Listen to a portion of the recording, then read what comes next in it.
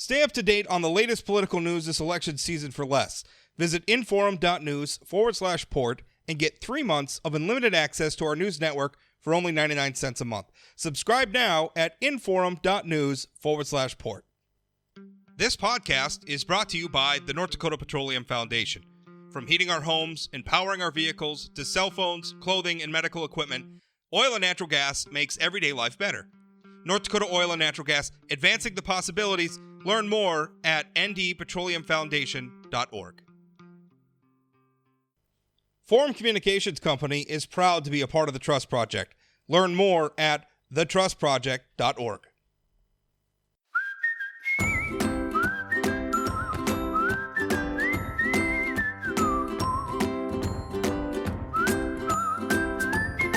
Well, ladies and gentlemen, welcome to a very special edition of Plain Talk. Really a first for the podcast. We are going to have a debate, and it's a debate in what has become, I think, one of probably the most watched, maybe second only to the U.S. Senate race, competition here in North Dakota. And it's obviously been in the headlines recently because one of the candidates who we originally had scheduled to be on this, a part of this discussion, Mark Haugen, has since dropped out of the race. But the other two candidates, Cara Mund and Kelly Armstrong, the Republican incumbent, are joining us for this discussion. Just a little ground rule on how this is going to go out. Chad Oban, of course, also joining me, as he always does on Wednesdays. Chad and I are going to take turns asking questions. The candidates are going to answer. We're also going to let the candidates respond to each other. But this is intended to be a conversation. I really want this to hopefully be very illuminating for you listeners. And anyway, we'll get right to it because I also promised that I wasn't going to talk a lot either. Cara, I think I'm going to start with you, if that's okay. And basically, I think probably the most important question, because you're a newcomer to politics, and I think voters are still trying to learn about you. Obviously, you've been campaigning as an independent. Some things have happened with the Democrats where they clearly prefer your candidacy. I guess my question for you is twofold. First of all, can you give us, what is your ideology or what is your philosophy in terms of governing? And second of all, if you went into Congress, I mean, obviously it's one thing to campaign as an independent. In Congress, in order to get assigned to committees and stuff like that, you have to caucus with one party or the other. We have independents in Congress now. Bernie Sanders being an example of one, he caucuses with the Democrats. So could you answer those? A twofold question for you. Yeah. So my first response is we need to look at how we phrase newcomer. So those who are politically engaged doesn't necessarily make them a newcomer. Someone who's been watching policy, someone who's worked in the government before. For example, you, Rob, right? You've never ran for office, but I wouldn't call you a newcomer. So I think we really need to look at how we define newcomer. But, coming in to the race, this was something that was very important to me, especially after the Dobbs decision. I just naturally assumed as an independent from a very red state that I would caucus with the Republicans. I worked with a Republican senator. There's a lot of things I like with the Republican Party, reduced regulations, reduced government involvement. But when Perry Schaefer came on your podcast August 24th and said, I won't even be welcomed on the stage, it highlights the exclusion in the party. It highlights, how there's these mechanisms to keep people out. Now this rule that you have to pay $5,000 to get the party's endorsement. This is not the North Dakota way.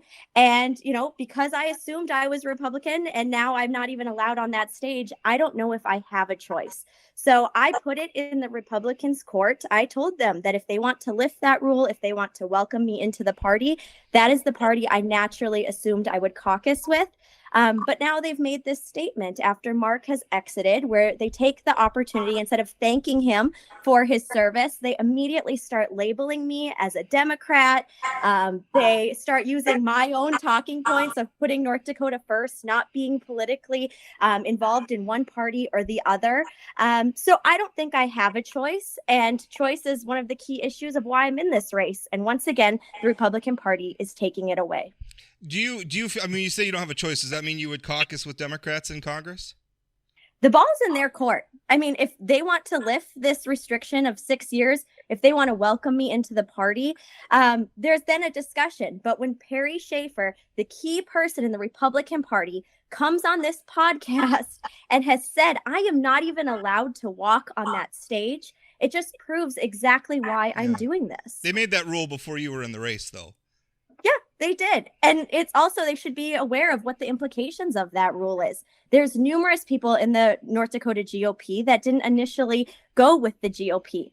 I've been working with a Republican senator in the past. I was a Republican State of the Union guest. I come from a very Republican background. But when you put these exclusionary mechanisms in, you need to be aware of the consequences. Kelly, your thoughts? Well, I think a couple things. One, you play by the rules as they are, not as the rules as you wish they were. Two, nobody in D.C. cares if a member of Congress has a fight with their state party. And I can tell you, as somebody who works on the NRCC and has been a former state party chairman, a majority of members in Congress in both sides have issues with their state party, but there's other options available. You don't have to go to a convention. You can get 1,000 signatures and run as a Republican on the primary. You can do all of those different things. But let's be perfectly clear. The single most important vote you take in Congress is the first vote you take every single new Congress, because I don't particularly care. And I've told this to my friends on the other side of the aisle. Once your first vote is for Speaker Pelosi for Speaker, your second vote really doesn't matter all that much, because we're not like the Senate. We don't deal with those things, and we continue to work forward. But the minority in the U.S. House of Representatives, whichever chamber that is, doesn't get to call witnesses, doesn't get to call hearings, doesn't get to schedule floor votes, and doesn't get to do those things. And I think just generally overall, I'm a 45-year-old guy who used to throw about 78 miles an hour. I'm in the market. I'm a free agent. I'm just not sure anybody's buying. And if nobody's buying when you're walking into that position, then I just don't know how you can effectively advocate for the state of North Dakota. So I want to ask about one of the big issues that's come up in the past, and that's the bipartisan infrastructure bill.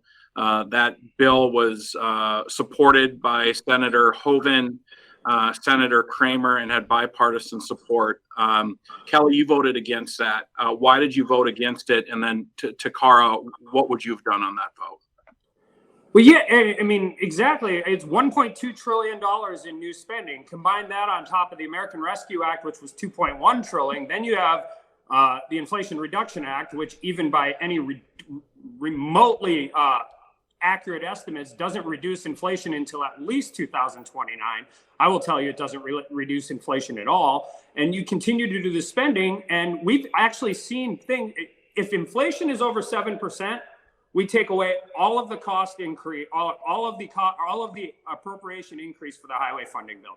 And we're seeing it right now. 17%, both commercial and non-commercial increases in spending, increases in construction projects. There's a project in central North Dakota that cost $41 million to build prior to these inflationary pressures. They have not changed a single thing, and it cost $57 million. I sponsored the largest infrastructure package in the history of the state of North Dakota. I'm proud of infrastructure, but I'm not proud of infrastructure that A, isn't paid for, and B, puts the government in charge of where we are putting electric chargers in the state of North Dakota. I voted against that bill. If it came up again tomorrow, I'd vote against it again, Chad. Kelly, one quick follow-up before we move on to Cara's response. Your two Republican colleagues, Senator Hoban and Senator Kramer, voted for it in the Senate. How do you reconcile your vote with theirs? Well, I think two things, and I think, unfortunately, I think I've turned out to be right. One, in the House, it was never, ever, it was always coupled with the Build Back Better bill. When it went over to the Senate, it wasn't. But then we got Build Back Mansion, or the Infrastructure Reduction Act, which if you take these as a whole package, not only are they bad for inflation, they are legitimately bad for North Dakota. And I've always treated them part and parcel together. North Dakota has an opportunity. We are wealthy. We have funds. We have all of these different issues. But you cannot continue to print money with a fire hose and put it on the economy and then look at the problems that we're facing. Everybody's facing at their kitchen table right now. Groceries are 13% more expensive than they were last year. And these bills and this spending is a big reason for that. Cara, I'll let you respond, and then I have a follow-up for Kelly after that.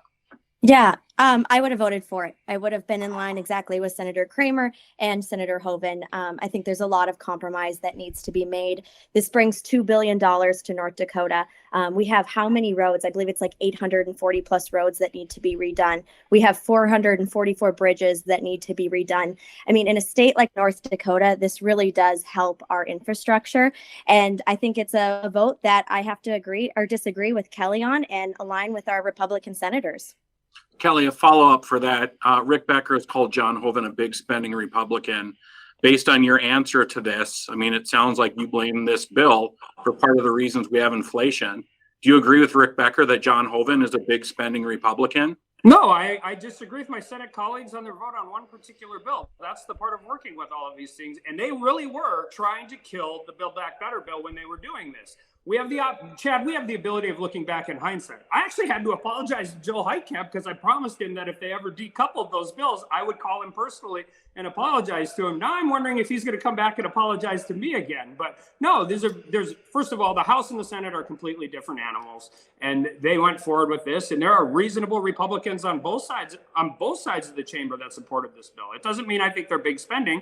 I think they possibly underestimated the ability of Manchin and Schumer to get a package together, but also what we were going to face in inflationary pressures, which we're seeing right now.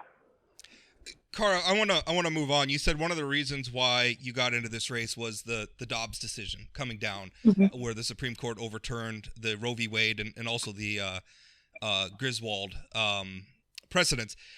I wondered two things. First of all, you're a Harvard law graduate.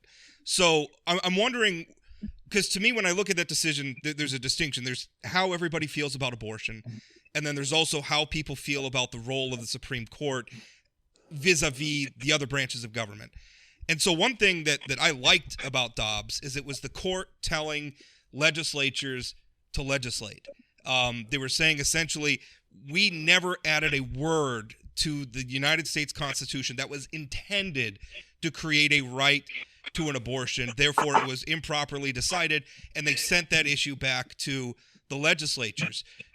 How do you feel about that philosophy? And then second of all, could you tell us what does good abortion policy look like to you? Understanding, obviously, I mean, is it 15-week ban? Do you believe in abortion up to the due date? I mean, what if you were writing the law, what would it be? Yeah. So exactly as you stated, the Dobbs decision was one of the major factors I've joined this race. And just the fact that I am the only woman on this call, and I'm speaking with 40-plus-year-old men about women's health care and women's reproductive rights. The Roe decision, I mean, it was precedent for 50 plus years. We knew this was a vulnerable decision. We saw Casey come up. And when we had those nominees to the Supreme Court under oath, they said that they would uphold the decision. So sending it now back to the states, we have where we are, really hurting those women who cannot afford to jump the border. We're not looking at how we're going to enforce this. How do you prove rape? Right? Like Representative Armstrong was a defense attorney. We know that the courts are not friendly to women. And for a woman to have to go through that trauma, to have to prove, yes, I was raped, it's a lot. And it has to be done in 9 months. Same with incest. How are we going to enforce this? How are we going to prove it? And same with life of the mother. Does that mean that a lawyer needs to come in and say, yes, she's close enough to her deathbed that we can now save her life? We weren't thinking about what the implications of this is, sending it back to the states. And, looking at my priority would be to codify Roe. It's to make sure that, what we've had is precedent, that my children have the exact same rights that I had, that they're not growing up in a world where they're treated like second-class citizens. And when we tell women that they are not responsible for their own decisions and that government gets to step in and make that decision, we treat them like second-class citizens. What is codifying Roe? I mean, because obviously within Roe, there were a lot of different policies at the state level. So what does codifying Roe mean in terms of actual policy? Yeah, up until pre-viability of the child. And that's something, too, for those that are claiming, when you are pro-choice, it doesn't mean that you are pro-abortion. I don't know a single person that is pro-abortion or who is anti-life. It's about treating women as equals. And, you know, I went to Representative Armstrong's website this morning, and there's a quote on there that Representative Armstrong is working to fix healthcare by sending decisions back to the state, which are close to the people, and putting patients and doctors in charge of care, not bureaucrats and politicians. And that's exactly what Dobbs does. It now puts the government in your bedroom.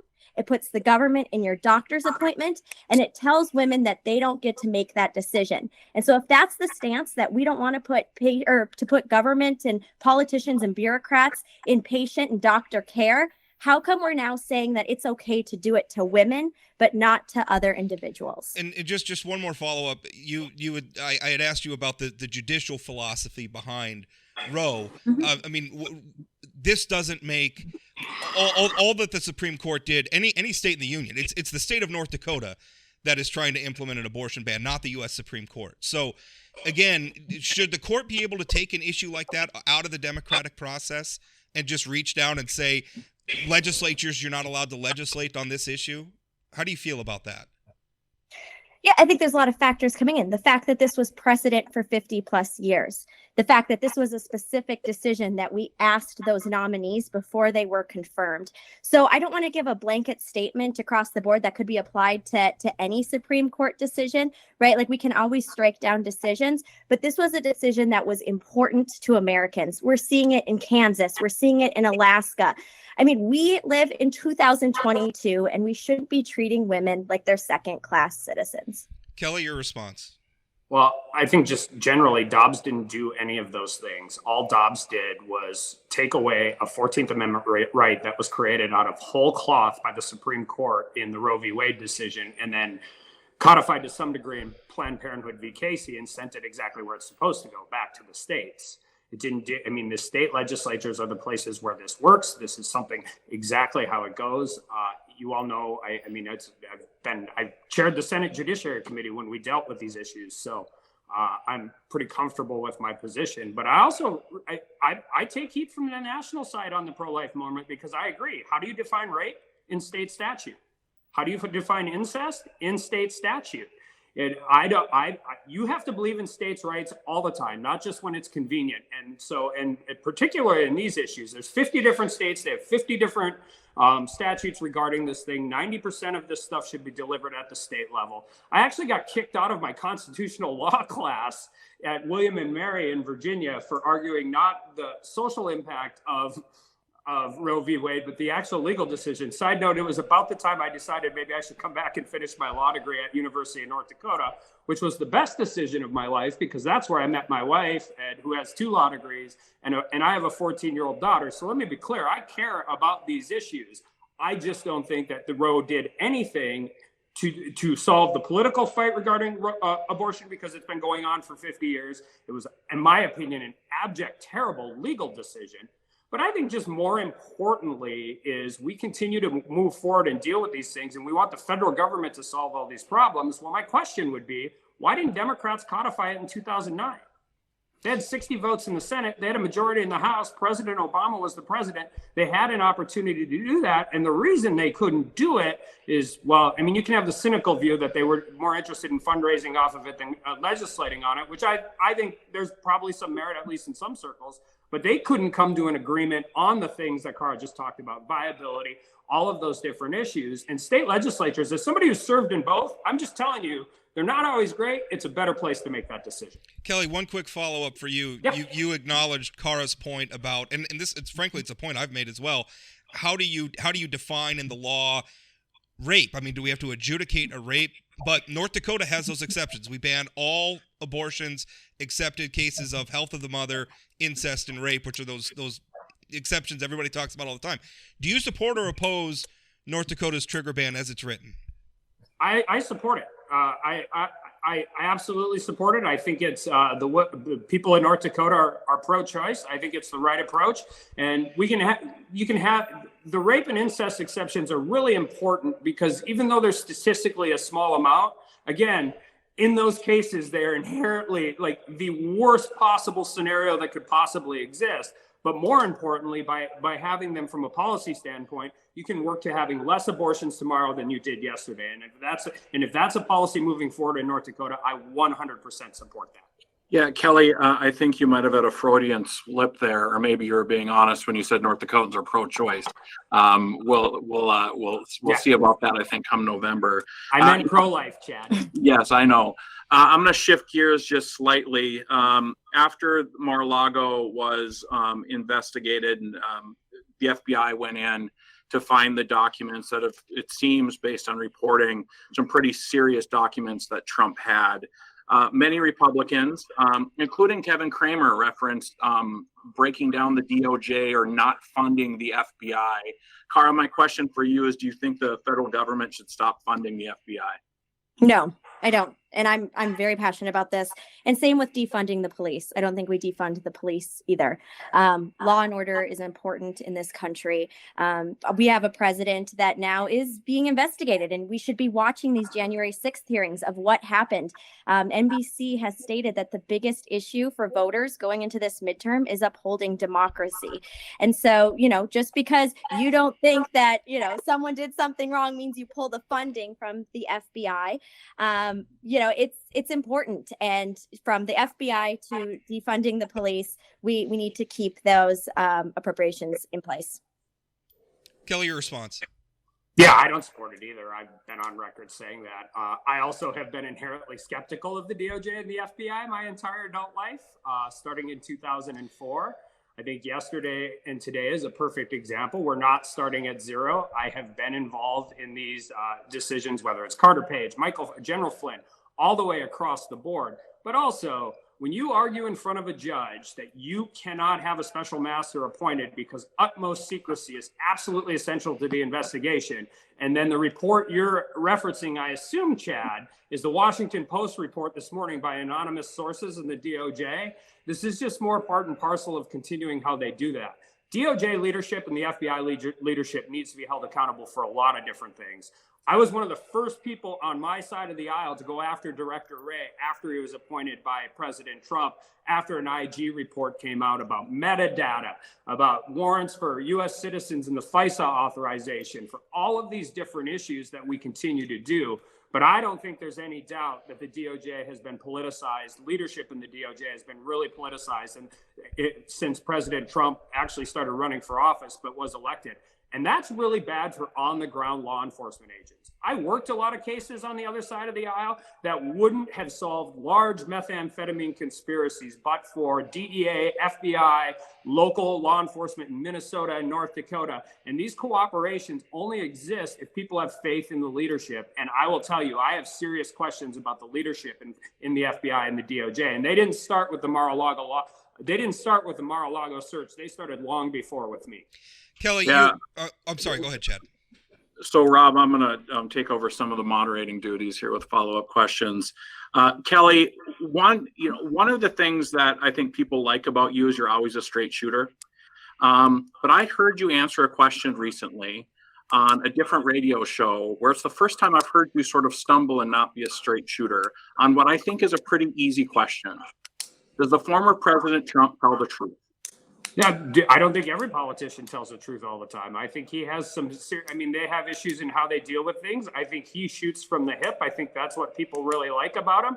And I think sometimes that gets him into trouble. Listen, I said this when he was president. I wish somebody would restrict about a third of his tweets. And I think a lot of people feel that way. The problem is twofold. We wouldn't always say it's the same third of the tweets. But we continue to have that question. And my question always is back, is everybody does it on that. I would ask the same question to President Joe Biden. Is he truthful? He ran as a uniter. Do you think that speech if that speech was uniting, it united the left versus the far left. We tend to spend an inordinate amount of time, the media, covering on former President Trump. Rob, no offense, you included. And instead of talking about different issues that continue to move forward, and we put him in this different pack than we do everybody else. And we always feel like it's going to be a gotcha question to Kelly Armstrong. And I'm just telling you flat out, under any circumstance that exists, President Trump and Joe Biden are on the ballot in 2024. I'm voting for President Trump. Kelly, well, you talked. Go ahead, Rob. I'm sorry. You talked a lot about accountability for the Department of Justice and the FBI. What about accountability for Donald Trump? because it sure seems like back in 2016, I remember President Trump leading, or then candidate Trump leading chants of lock her up about Hillary Clinton over her handling of classified emails. And I make no defense of Hillary Clinton's involvement in that, but Donald Trump apparently has, or at least we have evidence suggesting that he was extremely cavalier in his treatment of our nation's secrets. We're having reports now where potentially it was nuclear secrets of our allies. So I'm with you. If you want to talk about accountability for federal law enforcement, I'm with you. But when do we get accountability for Donald Trump? Because if it's one, not the other, it seems like you're talking about one to distract from the other. Well, I think, listen, I didn't like the lock her up chance either.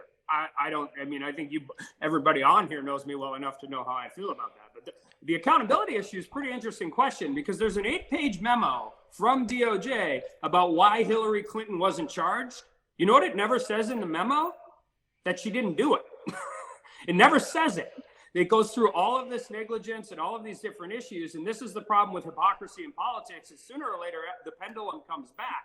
And you're going to have that question. But if you're going to have legal accountability, that is done through DOJ. They're doing an investigation. I would advise them to quit leaking if their answer was, we can't have a special master because utmost secrecy is important. It's my same critique of the January 6th committee. It was my same critique of impeachment. What we do badly in Congress is when we say we're going to come back and we're going to do this solemn criminal investigation, or we're going to have an impartial jury regarding impeachment in the U.S. Senate, where 100 out of 100 of those senators would get struck for cause. You want political accountability? That happens on the ballot box. You want legal accountability? The last place in the world you're ever going to get it is either in the halls of the Senate or the house of U.S. Congress, and that's just the truth. Let's loop Cara in on this conversation. Yeah. I'm going to push back on he shoots from the hip. I think Donald Trump thinks that he's above the law. He thinks he's invincible. He thinks that he is special. He thinks that this privilege continues on after he's been president. I really think it's on our leadership, the people that we put in office, to hold him accountable, to make it known that he is not special. He doesn't get to, break laws left and right just because he was a former president. And there is a concern when, if you are hesitant on the DOJ, the narrative that's going out. So Representative Armstrong, you've used the quote that an unprecedented escalation of DOJ's political intimidation tactics. And we both know, as people who've studied the law, the DOJ are not risk takers. They typically don't make mistakes. And I agree, the politicization, look at the court right now. We are now at the point where we're not, and Rob, I know you push back all the time that I'm a fan of RBG, right? Remember, RBG got confirmed at a 96-3 vote, right? We are so partisan at this point. And when we start using these words, that this intimidation tactic, and we start questioning law and order, and we think that one leader is above all else, it's really on our leaders to hold him accountable and to say that he is not above the law. Next question, student loan forgiveness. The Biden administration announced some significant student loan forgiveness. I may be the only one on this call that supports that, but why don't we have Cara and Kelly talk about their opinions on that? Cara, do you want to go first? Yeah, so I disagree with President Biden's decision. A forgiveness, there is something that needs to be done to address the rising cost of education, but I don't think a blanket forgiveness is the way to do it. Marco Rubio actually introduced the Loan Act in the Senate, which would have prevented any type of interest rate, and instead you pay a fixed fee at the beginning. There was a lot of really great parts in that bill, also a Republican bill, right? And I'm surprised you all aren't trying to label me more as a Democrat, since everyone else keeps saying this. And again, I'm an independent, but I keep saying that there are Republican policies, and that is one policy that I would have agreed with, and that I really disagree in President Biden's decision, but that there was other means that we could, utilize to help lessen the burden. Kelly? Well, two things. One, I think most importantly for North Dakotans is anybody who was responsible and consolidated their loans for a lower interest rate with the State Bank of North Dakota is in a uniquely terrible position. And no federal policy should ever penalize people for making good financial decisions.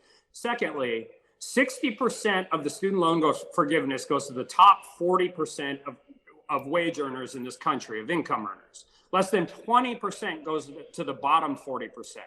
So this is not a student loan forgiveness. We can call it that, but it is a significant transfer of wealth from the working people in the United States to the elite people in the United States. And it's a terrible policy. And people who made sound financial decisions, looking back on why they went to school, why they didn't go to school, are getting absolutely hammered at the expense of people who got expensive college degrees that aren't paying off. And, we talked about this in the North Dakota legislature. I love UND. I got 2 degrees from UND, and I'm proud of being a UND grad, but I don't think they're getting 5 times the education they got when I graduated from college. And none of these things, and we've had this, none of these policies, we just subsidize more bad policies. Well, what's that going to do? It's going to drive up the cost of tuition again. And we continue to move forward with it. That and the fact that I think it's actually illegal what he did, but that's for courts to decide. Then Kelly, I think we can all agree that the cost of college is going up at a rate that is unsustainable. At the end of the day, people are leaving college with and interest starts accumulating when you start school, not when you end school. There's so many problems. So until Congress gets until it functions better, we're not going to get the real answer. So what is your solution? What have you sponsored during your 4 years in Congress to help students with these huge loans? Well, first of all, I mean, from a lot of different perspectives, 2 in 5 people are actually regret the college degree they got. And I think because there's more to that, Chad. We're not educating a 21st century workforce, which is a real problem if you talk to any small business that exists. But you have to be very careful, because one of the reasons college loans exist how they exist, which I support the theory and the philosophy, is that people who wouldn't qualify for traditional loans have the opportunity to go to college. We have never done a great job of capping tuition, dealing all of those things. I have a fun idea, which I think would be fun. Let's tax the endowments at some of the richest Ivy League schools in the country if you want to take some of this money and distribute it. But we don't ever put barricades back on the cost of tuition increase. And every time we do it, and we've seen it happen in North Dakota, and deal with that. Governor Burgum talks about input costs versus IT. When I got to college in 1995, we were told that I was still calling to register for class. They said with the implementation of computers and laptops and all of those different issues, we were going to cut that. Well, we have more non-education staff at every university in the country right now than we did during the IT wave of the late 90s. And that's just really, we spend too much money on federal bureaucracy, regulatory relief, and less on educating students. And we have to get a handle on it. But listen, there's a reason we have a state board of higher ed in North Dakota. There's a reason we have state schools in North Dakota. And if we think these decisions are better left to Congress than they are to the state, I disagree with that. I think there are things we can continue to do in North Dakota, such as in the legislature, dealing with tuition increases and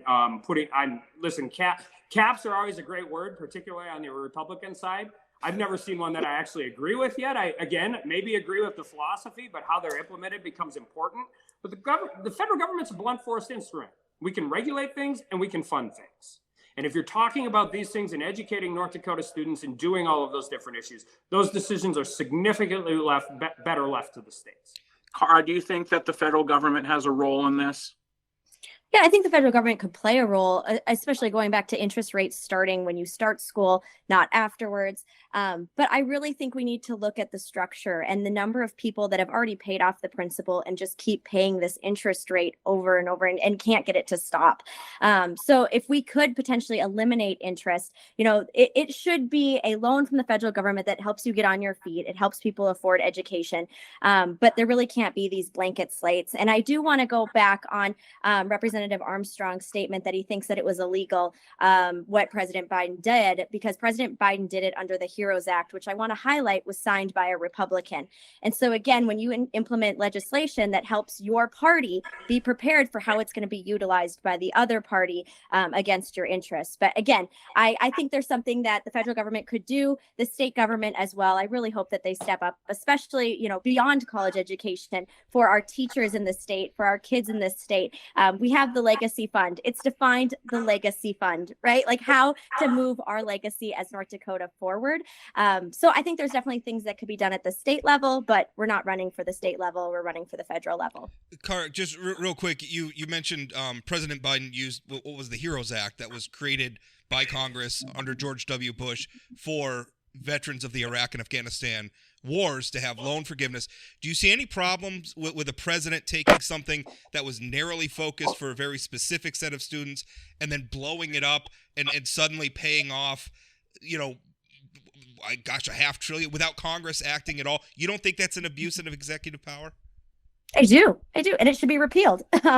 But we need to look at how he got this power and what the piece of legislation was.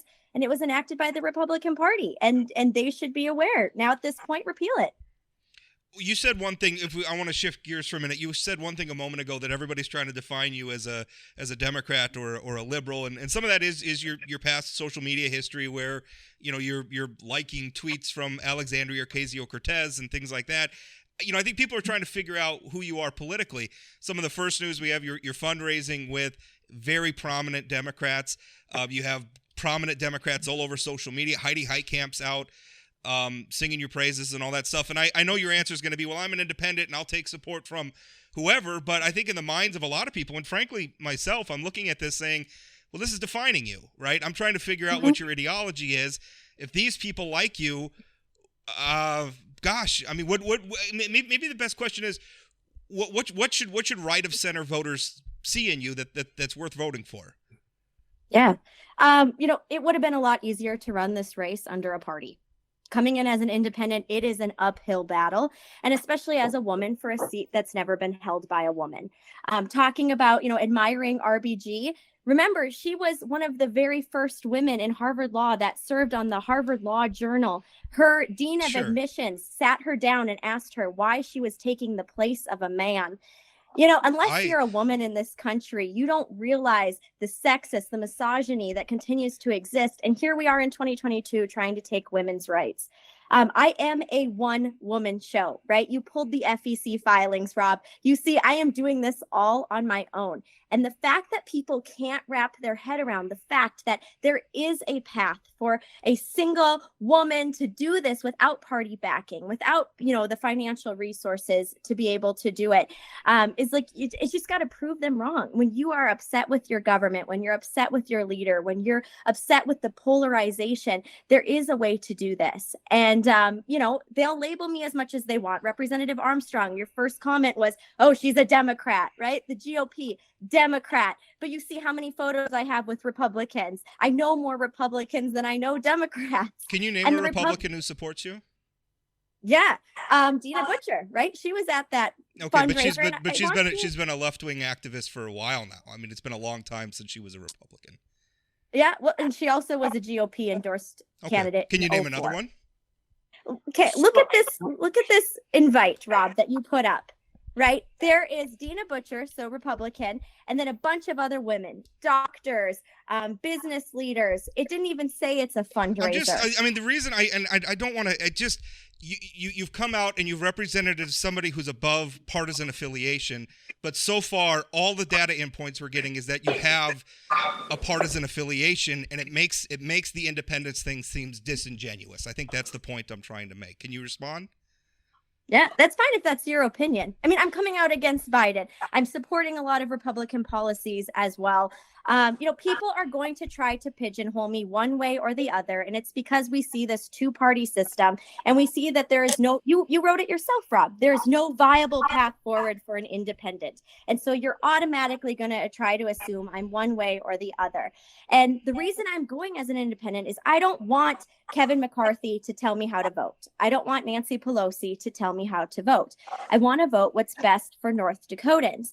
And I will say, and I said this in the Joel Heitkamp interview, when I was going through this idea of, is this the time for me to run?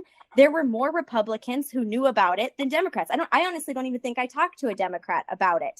But when you have this rule that if you support any other party or you get the nod from another party, you can't be part of it for 6 years. Of course, Republicans aren't going to come out. Why You're should gonna why be should off Republicans?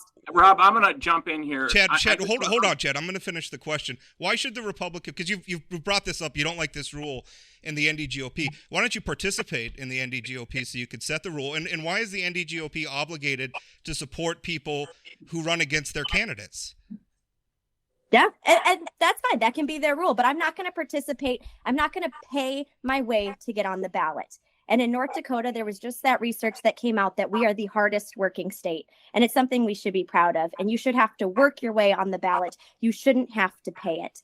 And, you know, the Republican Party, this could have been a slam dunk, right? I had said on Wednesday that I was going to just naturally assume I caucus with the Republicans. We have 2 people on here that would caucus with the Republicans. There is no Democrat in this race that automatically said they're going to caucus with the Democrats. So this could have been a slam dunk, and it's because I am not going to just be their yes person. I'm going to question policy, and I'm going to want to know what's best for North Dakotans. So I think we've got a great opportunity here to learn more about Cara's position on things. Instead, we're wasting 10 minutes on who supports her and who doesn't support her. So I would hope let me push back on that, Chad. I disagree. It matters. It's a question. Her ideology is a question mark, and it matters who supports it. We're all trying to figure this out.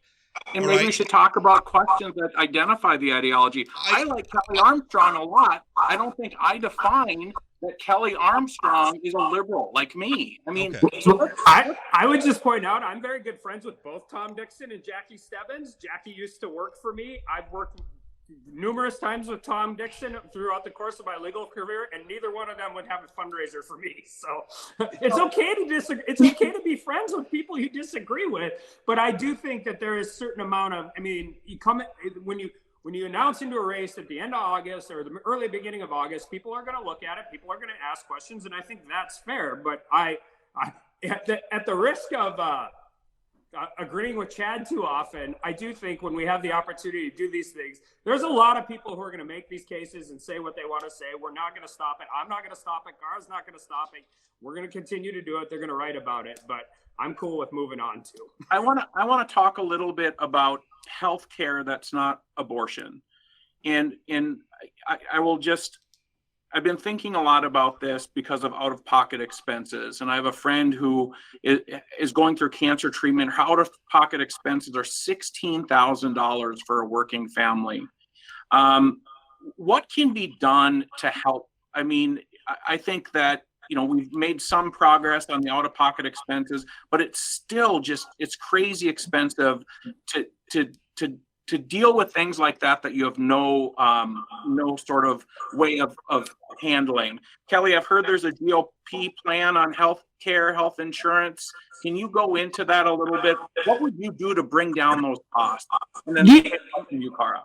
So, well, one, I think you can look at this and you can look at the institution of Obamacare, the Affordable Care Act, and we actually haven't seen premiums go down. We've seen it move up. The first thing would be not to subsidize bad policies that continue to give certain groups of consumers a discount while decreasing the transparency throughout the whole thing. I actually think we have a really good model in North Dakota, both in Grand Forks and like with the Coal Country Health Clinic.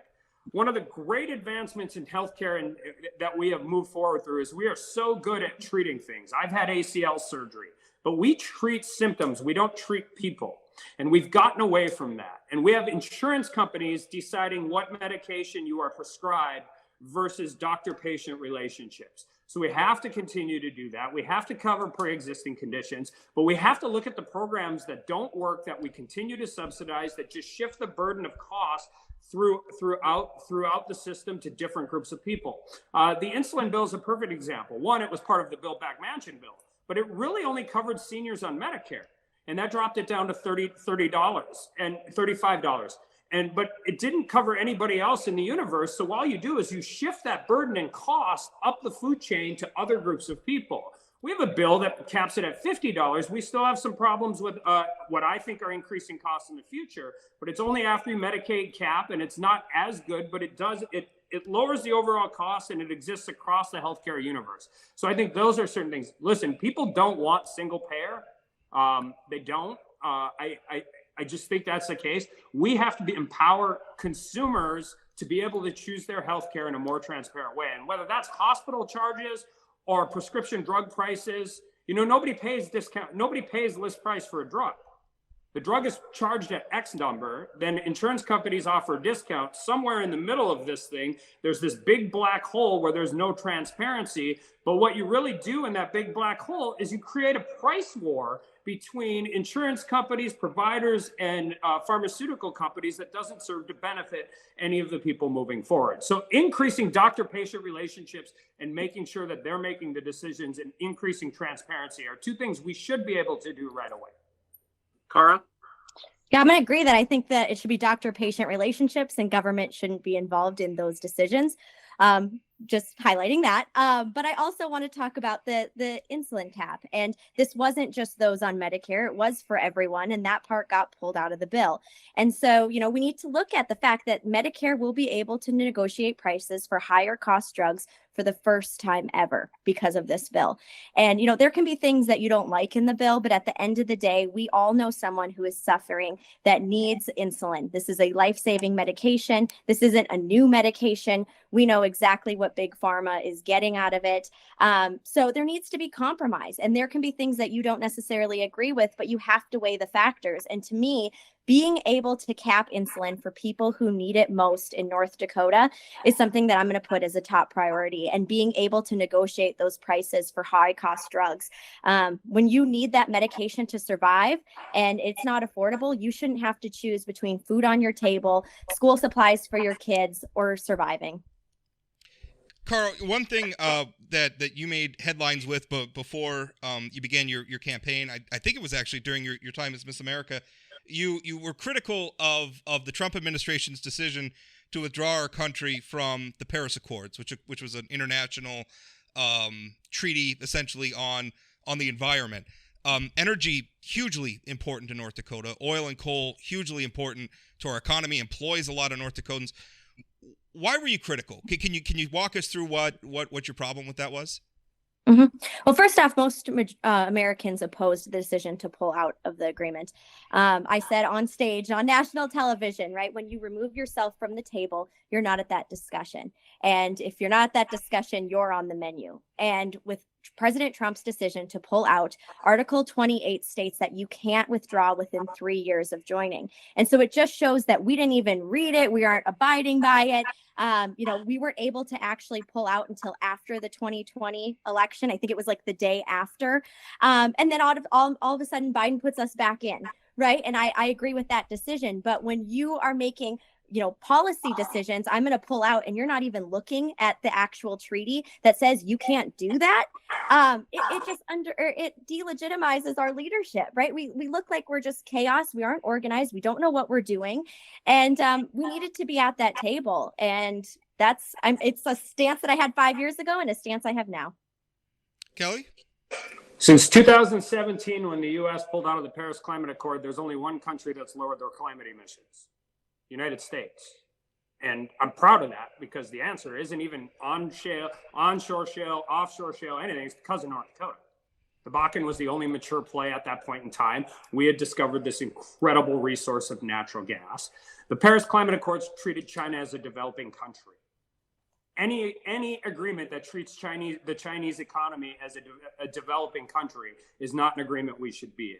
And more importantly, we're watching it happen in real time right now. We're watching it happen in Germany. We're watching it happen in California to some degree as well. But we are watching what these policies that have been put in place in this zealotry towards climate are costing consumers. Germany's Europe's largest economy. They have the single highest energy price per person in their country, in the developed world. They are now burning more coal than they did when they started their clean power plant. Right now, they're burning more coal than when they started that program. In any other place in the world but Washington, D.C., these big blinking stop signs would be like, don't go down that path. And instead, we just did $500 billion to Green New Deal policies in the Build Back Mansion bill. $500 million, $500 billion. These are all designed towards renewable energies, and they're designed to what I will continue to say. This isn't about lowering carbon in the atmosphere. This isn't about any of this. This is about Americans outsourcing their guilt to other countries so we don't have to see it when we're getting a $10,000 rebate for our Tesla. Kelly, is climate change, do humans have a role in climate change? Is Yes. climate change real? Yes, but we should base our energy policy in reality and not in ideology. But absolutely, we're producing more carbon a month than we used to do in a decade. We have to recognize that those exist, and I think it's a mistake Republicans have made. And I don't know if I've said it on here. We were so late to the game that we ended up being in different places, and rightfully so. Our problem is we know how to do it. We produce the cleanest oil, the cleanest natural gas, the cleanest egg products. North Dakota is a huge reason why the United States is both food and energy secure. What we're bad at in both of those industries, and as North Dakotans in general, is bragging about the things we do well. And we have to be able to do that. But you can't deal with a country who bans fracked gas because they watch an HBO documentary, not caring anything at all by the science, and then being dependent for 85% of their energy from Russia. Because I think our European allies who did that right now would love an LNG tanker coming on board in Germany or in France or in Britain, because no matter what our relationship with our allies, we're not going to roll tanks into Hamburg. And that is the real energy crisis they are facing right now. And we should watch it and we should pay attention to it because it's really tragic and it was really avoidable. Sorry, go ahead, Chad. Cara, how do you balance between the fact that we do have a climate crisis, from my opinion, in this country, and the fact that, frankly, there's a lot of really good jobs in places like North Dakota in the fossil fuel industry? How do you balance those two things? Yeah, I think the first one is, just as Representative Armstrong said, is not denying the fact of that the climate is changing and there is evidence of it. And so, we aren't at a point where we have battery powered planes, right? Like we're going to have to rely on oil, coal, gas. And we're just not at that point. But there is things that we can do, take one step at a time. And with the Paris Agreement, again, it just delegitimized our government when we're going back and forth and making these rash decisions without even reading the fact that we can't actually pull out for 3 years. It's important that our leaders know exactly what they're doing and they're not just making these decisions based on party politics or trying to please the party. How do you feel, staying on the issue of energy, carbon capture, I think, has become a very important topic for North Dakota, not just in keeping our current energy production, gas, oil, coal, keeping it up to date with modern understanding about the climate, but also in some ways it looks like it could be an industry unto itself for our state, because the geologists say, I'm not smart enough to know, but I'm assuming they're right. They say we can store a lot of carbon under our ground. So how do you feel about that, Cara? Yeah, I say we give this back to the states. North Dakota's energy economy, along with our agriculture, forms the backbone of our state's economy. And, we're I think, number 2 state in crude oil production and having the largest deposit of ignite coal in the world. So I think less regulation, putting it back on the states. But again, we can't be denying the fact that our earth is getting warmer, and that, we don't want to leave this to our children, our grandchildren, our great-grandchildren in a worse state than we received it in. Kelly? Yeah, I mean, we've got Project Tundra, we've got the Red Trail Energy thing, we have carbon sequestration, we have a lot of those different things. And I always point this out to people on my side who are skeptical about this. Consumers are demanding. The federal government, which is also why I fight about Democrats who put a $1,500 a ton methane fee that only hampers U.S. oil production and is an absolute gift to Iran and Iraq and Saudi Arabia. But consumers are demanding this. I think the questions become, what's the federal government's role? Do you create these artificial government constructs that trade like a free market commodity? We have seen that that doesn't always work well. But I think more importantly to North Dakotans is the talk about eminent domain and the ability to use those things to deal with that, which I don't support. But I think we should. We're one of only 2 states with EPA primacy, us and Wyoming. We are farther along in our oil play, and we are farther along in our ability to deal with these things. And I think it's a tremendous strategic advantage for North Dakota. What I don't want to see is a federal mandate And I don't want to see, again, this blunt force instrument that comes in that only incentivizes new programs instead of programs that exist. There's some really cool things with carbon capture, with pasture land that actually increases the land that we've had North Dakota ag producers doing and farmers and ranchers doing forever. So we should be able to look at those things and actually move towards those solutions. But I think it's really important to recognize that we could shut down 100% of the coal production in North Dakota tomorrow, and the world will burn more coal in 6 months. And so we do not want to hinder North Dakota businesses and U.S. businesses at the expense of our economy in a worldwide market. And to, quite frankly, will benefit Russia and China. So I had 16 questions ready. I've gotten through 3 of them. So I hope you guys are locked in for another 6 hours or so. We have 6 minutes, Chad. Yep. As we're getting closer to the end, I want to ask more of an open-ended question. Cara, I'll start with you.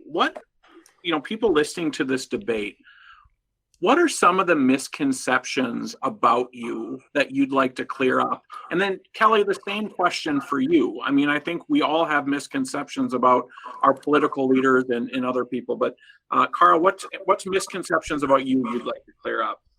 Yeah, so I'd say the biggest one is the stereotype attached. Rob, you keep saying that I'm this celebrity candidate, but still haven't said my name right in the last month. So if I'm a celebrity, I've been getting it right today, haven't I? Chad actually corrected me, and I apologize for I've that. been coaching them. I apologize. I will apologize to you for that, because I read everything. I don't listen to anything. And so I read it and I pronounce it a certain way in my head, and then it sticks. So I apologize. I think I've been getting it right this debate, though. Yeah, I apologize. But up till this point, even last week, I was, but it then goes into labeling, right? And so some of your first podcasts, you kept calling me, well, Miss America. And I was Miss America for 1 year. I learned a lot. I got to represent the state of North Dakota across the entire nation. I'm confident after all of the traveling I did, all the experiences, that North Dakota is still the best state. And it's exactly why I returned home here. I want my children to have the opportunities that I had. I want them to go to the same schools that I went to. But entering this race in August was strategic. And I knew, coming as an independent, I don't have the financial resources. I don't have a party backing. And I also didn't want to shove, my policies down people's throats for 6 months, a year, right? Like, we are in this election. It's 3 months is how long I had. People can learn about me. They can make their decisions. Representative Armstrong and I, we hold a lot of the same beliefs, but other beliefs like pro-choice and it is something that differs us. And I think that is something that, voters are going to think about when they go to the ballot box. But this wasn't just, I'm doing this because for whatever reasons. I mean, there's been a lot of theories out there, right? Like, this is something that's really important to me. And I had a great job at one of the best law firms in the country coming out of Harvard Law School. And I had to make the decision. Do I want to go back and try to hold public office, do a job of public service, or do I want to take the expected path and go be a lawyer for what many people saw as a dream job? So I've taken a lot of sacrifices in this. I know that, there's stereotypes I'm going to continue to have to overcome. Miss America is definitely a double-edged sword, but at the end of the day, I'm not just Miss America. I'm a change maker for North Dakota. I made history for North Dakota, and hopefully come November, we'll finally have our first woman in the U.S. House. Kelly, what do people think about you that you don't think is right? The one I get mad about is when they think I'm lazy. It really bothers me. There's a lot of reasons to criticize me. There's a lot of reasons to criticize anybody in this position, but that one hurts, particularly because I was born blessed. My father was in the oil and gas industry. I grew up in a place and in a level that I'm proud of, and proud of the life that created. But I've had a job every day of my life since I was 14. Most of that time I've had more than one and moving forward. So that's the one that I think bothers me the most. But listen, when you do criminal defense in a small town, people say things about you all the time. When you're in politics, people say things about you all the time. When you're a candidate, people say things about you all the time. Chad, you know this as well as anybody. When you're the state party chairman of the Republican Party, People say things about you all the time. So my answer to anybody is call me, text me. If you don't have my phone number, you know somebody who does. I think at least 2 of the 3 on this call will say I'm pretty responsive when that happens, and we're going to keep working forward. So that's the one that bugs me the most. It's also the one that really bothers my wife. So that's probably, she'll like this. She's like, listen, I'm mad at you all the time, but I've never accused you of being lazy. So that's probably the one that gets me the most, that I hear the most often. Well, the candidates promised an hour, and we got an hour on the nose. So I appreciate you both being on with us, and good luck. Thanks, everyone. Yes, thank you.